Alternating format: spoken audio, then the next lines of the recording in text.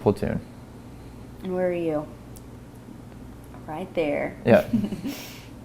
Looking back at old photos, for many of us, is about remembering our most precious moments.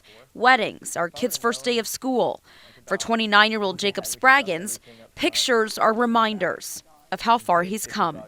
I turned 20 in Afghanistan, so I deployed when I was 19. Taking the oath to protect and serve, it wasn't about honor or awards. He enlisted at 17 years old before graduating high school because in the Spraggins family, it was something you just did. My granddad was in World War II in the Navy, and I was just kind of raised around that mentality, so I always knew I wanted to serve in a way. I just didn't know in what way until '01, and then I figured that out. This just in, you were looking at obviously a very disturbing live shot there. That is the World Trade Center, and we have unconfirmed reports this morning that a plane has crashed into one of the towers of the World Trade Center.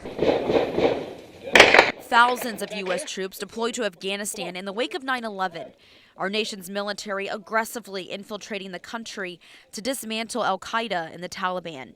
We had several missions where we were training with the ANA and going with the Afghani police and actively seeking out Taliban and trying to figure out where they were building bombs and stuff like that. That way the government could have stability in the area.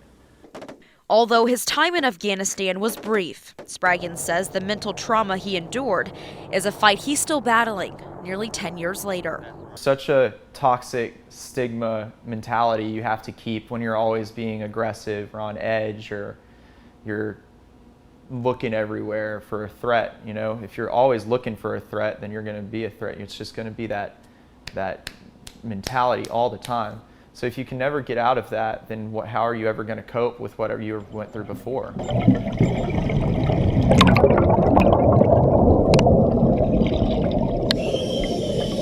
So I started diving in 2016, and I realized that there's just so much more.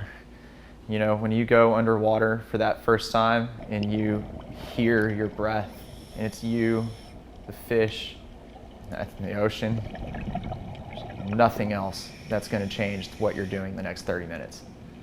Not a care in the world. That's peace. From diving and then becoming a diving instructor, to hiking some of the world's most beautiful national parks and mountains. So these come from caves.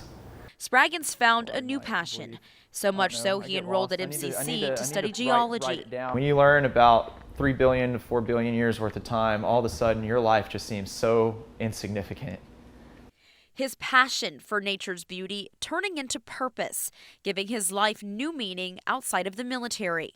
Personally, I found peace through servitude. For instance, when me and my daughter go out and we go out on the Brazos, it's awesome teaching the next generation what we have to do in order to stop the problems we're seeing. So we go out there and we do what we can, and we come back with bags and bags of trash or kayaks full of trash, and we help out where we can. But it's not really about diving or picking up trash.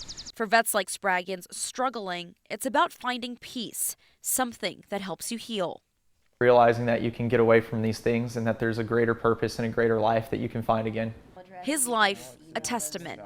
From the pictures on the wall to the rocks, fossils, and artifacts taken from all of the beautiful places he's been. Reminders of how far he's come.